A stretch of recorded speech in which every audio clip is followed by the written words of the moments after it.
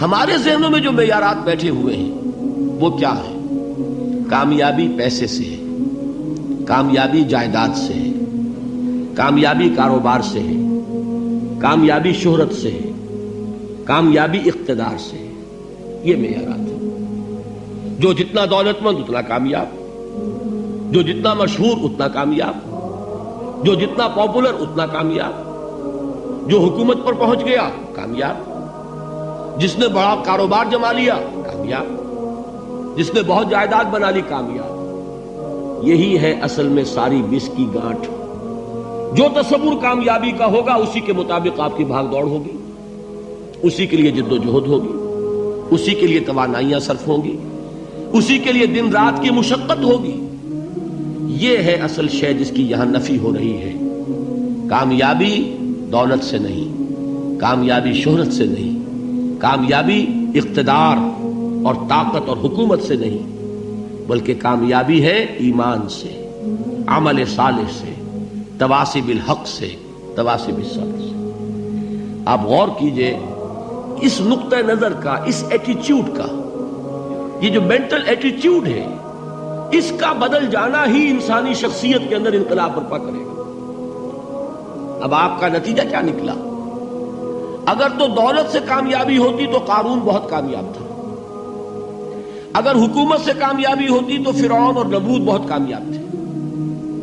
کامیابی ان سے نہیں ہے. کامیابی انسان دولت میں قارون کی دولت تک پہنچ جائے اور دنیا میں دبدبہ اور اقتدار اور سلطنت اور حکومت کے اعتبار سے وہ نمرود اور فرعون کا مقام حاصل کر لے، وہ ناکام ہے، خائب ہے، خاسر ہے، برباد ہے.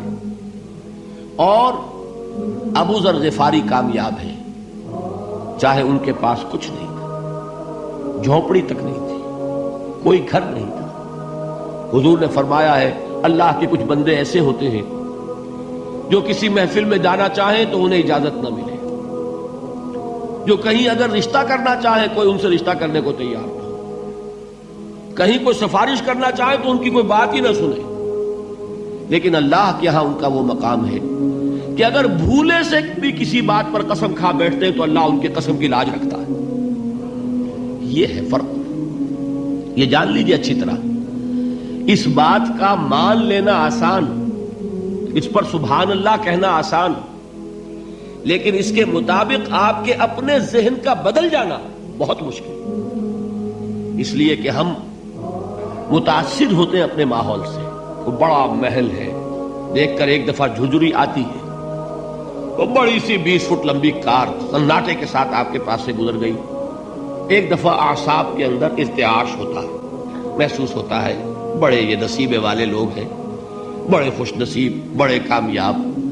حالانکہ کچھ معلوم نہیں کہ یہی سب سے بڑی بد نصیبی ہو سکتا ہے کہ یہی سب سے بڑی ناکامی ہو. اگر ذہنوں میں یہ بات بیٹھ جائے کامیابی کس شے سے.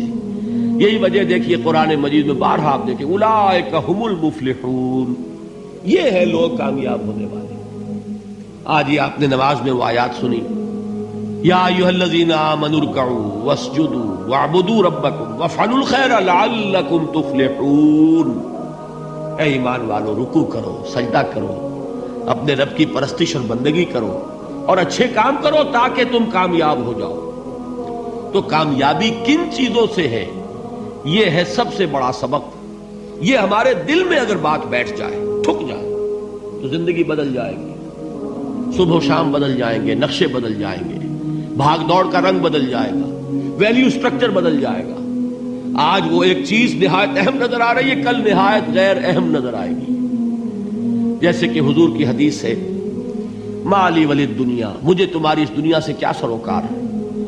انما مثلی کراکب استظل تحت شجرۃ ثم راح فترکها، میری مثال تو اس سوار کی سی ہے جو تھوڑی دیر کے لیے ایک درخت کے سائے میں ٹھہرتا ہے سستانے کے لیے، پھر وہ اپنا راستہ لیتا ہے. اسے اس درخت سے مستقل تعلق اس کا نہیں ہے، وہ اس کا گھر نہیں، وہ اس کی منزل نہیں. اسی طرح یہ دنیا میرا گھر نہیں ہے. اب دیکھیے ہم کہتے ہیں انا للہ و انا الیہ راجعون، ہم تو مسافر ہیں، ہم اللہ کے پاس سے آئے، اللہ کی طرف ہمیں لوٹ جانا ہے. کن فی الدنیا کانک غریب و عابر سبیل، حضور فرماتے ہیں دنیا میں ایسے رہو جیسے کہ تم اجنبی ہو یا راہ چلتے مسافر. لیکن یہ طرز عمل کب ہوگا؟ جبکہ یہ آیت ہمارے ذہنوں کے اندر بیٹھ گئی ہو، والعصر ان الانسان لفی خسر الا الذین آمنوا وعملوا الصالحات وتواصوا بالحق وتواصوا بالصبر۔ یہ ہے اصل بات جو میں نے عرض کیا تھا کہ میں بتاؤں گا صحابہ کیوں ایک دوسرے کو یاد دلاتے تھے۔ اس لیے کہ دیکھیے جیسے برف باری اگر ہو رہی ہو، آپ باہر نکلیں گے تو برف آپ کے کپڑوں پر جم جاتی ہے نا، تو آپ جھٹکتے ہیں کپڑوں کو تاکہ برف ہٹ جائے۔ ہمارے ایمان پر اس دنیا میں رہتے ہوئے جب ہم متاثر ہوتے ہیں ماحول سے تو گردہ آ جاتا ہے، برف پڑ جاتی ہے، اس کو جھٹکتے رہنے کی ضرورت ہے۔ اور وہ جھٹکنے کی بہترین اور مؤثر ترین شکل یہی ہے کہ یاد رکھو کامیابی ان چیزوں سے نہیں ہے۔ چمک دمک جو ہے دنیا کی، یہ ساری چمک دمک جو تمہیں رجھا رہی ہے، جو تمہیں اپنے اندر گم کیے ہوئے، یہ لفظ گم پر اقبال کا وہ شعر یاد آ گیا کہ کافر کی یہ پہچان کے آفاق میں گم ہے، اور مومن کی یہ پہچان کے گم اس میں ہے آفاق۔ تم گم نہ ہو کر رہ جاؤ، اس میں مبہوت نہ ہو کر رہ جاؤ، مرعوب نہ ہو کر رہ جاؤ، دنیا ہی کی محبت تمہارے اوپر ڈیرے نہ ڈال دے، تمہارے دلوں کے اوپر مسلط نہ ہو جائے۔ لہذا تازہ کرتے رہا کرو، والعصر ان الانسان لفی خسر الا الذین آمنوا وعملوا الصالحات وتواصوا بالحق وتواصوا بالصبر۔ پھر یاد کر لو، پھر تازہ کر لو اپنے اس یقین کو کہ کامیابی دولت سے نہیں، کامیابی ثروت سے نہیں، کامیابی اقتدار سے نہیں، کامیابی شہرت سے نہیں، کامیابی جائیداد سے نہیں، کامیابی ہے ایمان سے، کامیابی ہے عمل صالح سے، کامیابی ہے تواصی بالحق سے، کامیابی ہے تواصی بالصبر سے۔ یہ چار چیزیں ہیں کہ جو کامیابی کے لوازم